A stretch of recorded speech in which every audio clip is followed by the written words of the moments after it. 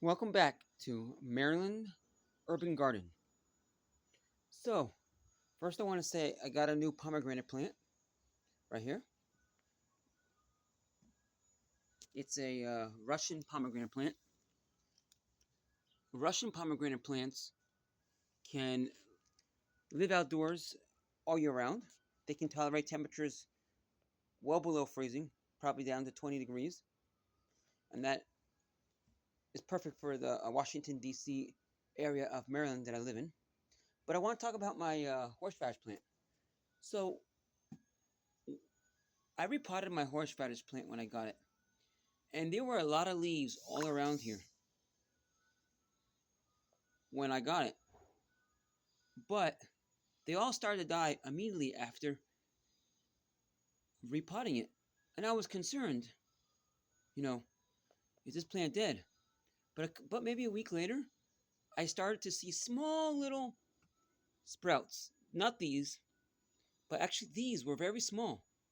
And they actually started to grow really tall. So, when you repot things, don't think immediately they're dead. It might be that they're, what do you call it? They're trying to send all their energy to the new leaves. Send all their energy, just like this. When I got my sunflower plant, the top one, what I did had already cut off, died immediately, and then I repotted it, and the new flowers started blooming. See this one? Started to bloom. So don't always think when you repot it and things die right away that you did a very bad job, or it's dying, or it's stressed. It might be a little stressed, but it needs some time to get better. I also want to show this cantaloupe plant. As you see, it's sprouting new areas now. If you can tell, I don't know if you can see because it's